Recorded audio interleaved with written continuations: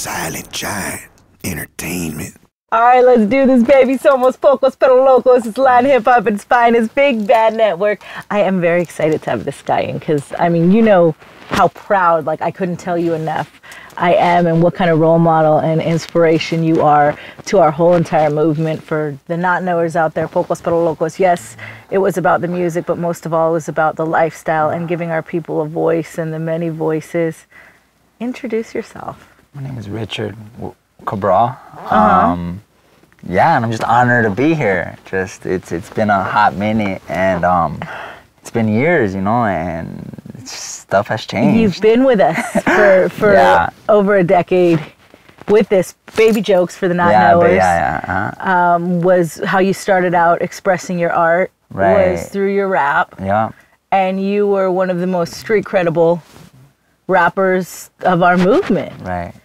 And then you found another passion. Right.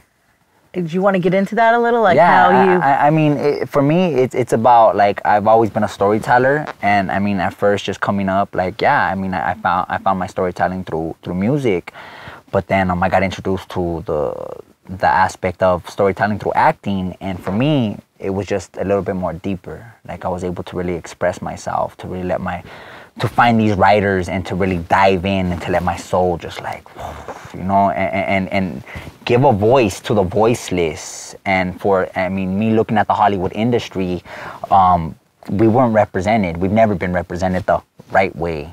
And what is the right way to you, Richard? Because, I mean, you are a very active, successful actor now at this point.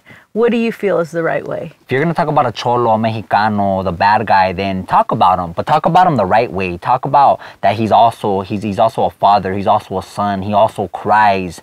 And to really giving that three-dimensional side, which I feel has never been done. They have never done justice for it. So that's kind of where I'm at right now. The story to the struggle. The story to the struggle, exactly. Because with the American Crime Story, right?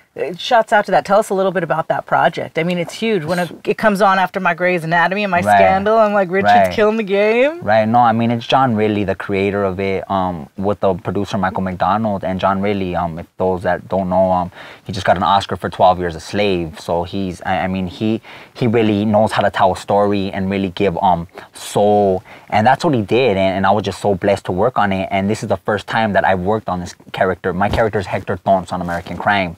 And we're talking about a Mexicano, a bad guy, but this is the first time in my life that we're really getting this three-dimensional side, and we're seeing this struggle unfold. So are we going to be able to see, like, with the American Crime, is it going to be different stories? Are you going to be, like, is this like a permanent, this family, no, this is just for the first season. So the second season, it would be a new story. So this is just like an 11-hour movie. They're just banging it out. Every episode is they're just bringing the heat, and it's just mind-blowing. Like, I've been working, like you said, I've been working for quite some time on some great projects, but this one, it was just like, what is happening? Well, I saw the pride in it too, with all your posts and all your friends' posts. I saw the pride that you felt in this. Now, what else are you doing then as far as the acting? I mean, I feel as an artist, it's not just about acting. I've been a writer since, I mean, before the rapping, I was a poet, so the writing has never left me. Now, instead of writing raps, I write theatrical pieces. You know, I just felt that I needed to do much more. I mean, God's giving me these blessings, so I feel that the responsibilities is a little bit much more greater, and my responsibility to the hood is, that's where I come from. You know, that's where my family is at. So I started my own acting studio. And it's collaboration with Homeboy Industries, and it's for homies and homegirls from the barrio, but anybody that has pain, pretty much, and that needs a place to release. And we teach you the fundamentals of acting, storytelling, poetry, and even music is done right there, just a cappella, and just really tapping into the emotion. It's never about the words, it's about the emotion behind the words. You wanted to listen to Pac, not because of what he said, because of the emotion behind it. And so these classes you're doing, what do people paying for them? Free. Free. So this is just total outreach to the community. Yeah, it's a straight check, but it's yeah, that's what it's about. It's I mean, people for years have been hitting me up like, hey, Richard, I want to become an artist. I want to become you. So I was just tired of not having a place. Like, you could go to the studio, or you could go here, or you could go there, and like it just wasn't working. And I was tired of like a lot of these homies going back to prison or becoming dope, back to drugs, you know. And that's the reality. Like being from the hood, your relapse is either going to be death, prison, or just being a drug addict, you know. And it's that's why there's so much passion in me, because this is where I come from. My family still struggles with this. So how can I not help out those that need help? Who was your mentor that really broke you out and made you realize your power? It's a long line, but I mean, first of all, it was Father Greg Boyle of Homeboy Industries. He's so amazing. That gave me that opportunity that if it wasn't for him, I would have never met the rest. And I think that's just really essential and powerful in my story. And from there, it was just like, you know, my acting coach, Anthony Gilardi, and then working under the great Jamie Gertz. You know, she was one of the producers on A Better Life, and that's the Lost Boys, that's Twister, that's Jamie's a legend. And she took me under, and she really just, you know, she was there, and I've been blessed to have these great mentors. You know, it's funny because a lot of people, sometimes I don't realize how lucky I am to have the inside on a lot of you guys and really be able to see why you guys move and do what you do and are able to, certain artists or certain actors or certain talent. Sometimes you take it for granted because you're passionate about somebody, you believe in them, but it's just the homie, like you're the homie Richard. And, you know I used to always hear in circles, people say, man, Richard gets all the good parts. You know, Richard gets all the good stuff. And I always kind of wonder, why does Richard get all the good stuff? And I got to see you audition for something one day. And I was like, dude, like you saw it. It goes back to that emotion. You felt it. And the energy you put into every word delivered was just amazing. Right. And I adore you completely, and can't tell you enough how proud I am of the transition you made, because to a lot of people, it's like, especially growing up the way you did and going back to your family, like, do you ever get that, Richard, you know, whatever, sold out, or Richard this, or Richard that, and how do you respond to that so that people can break that chain and realize that growth is important? Right. I mean, it's never their fault that they respond like that, like, oh, he's a sellout, or... It's fear within themselves.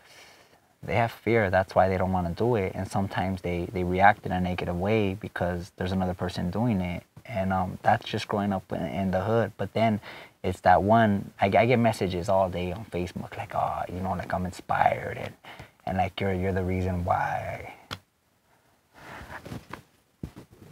It's just deep, you know, like, and it's a real purpose, it's a real cause that we're out here fighting for, and it's not about this Hollywood bullshit, you know. It's there's people out here dying. There's you know, there's a lot of pain in these streets, and that's the true meaning of an artist, to help heal pain, and that's what I do. And you do it really well. And I don't know if you realize that not only are you healing pain, it's like I don't even know how to get these words out properly. You're making it okay for our people to be different, add different character to themselves, grow, learn, be open to other things. And there couldn't have been more of a powerful figure to do it, because like I said, I mean, you are one of the most authentic Chicano rappers we had in the game. And for you to grow and be able to be the father you are and grow into what you've spiritually, emotionally and creatively grown into, and be able to voice that for this next generation to see, there's no growth bigger. And we adore you, and we're all part of this together, and people can say what they want about our rap movement, about the Mexican-American Chicano struggle, but they haven't lived it. And it's amazing that we have soldiers like you to tell the stories, because really it's not important for the people necessarily that, as important for the people who haven't been exposed to the stories. Yes, that is somewhat important, but the real importance is within our kids and our communities and our families, to see that we can be different, we can be powerful. And I know I use we because, you know, I've got Mexican American kids now. Right. And that is me. And I want them proud. And I want my little curly guy to look up to Richard and be like, okay. Yeah. And be proud of his Mexican side. And we're growing. And that's what we are doing. And you're a big part of that, Richard. Thank you. We adore you. All right. Pocos pero Locos up close and personal. I love this guy. Y'all have no idea.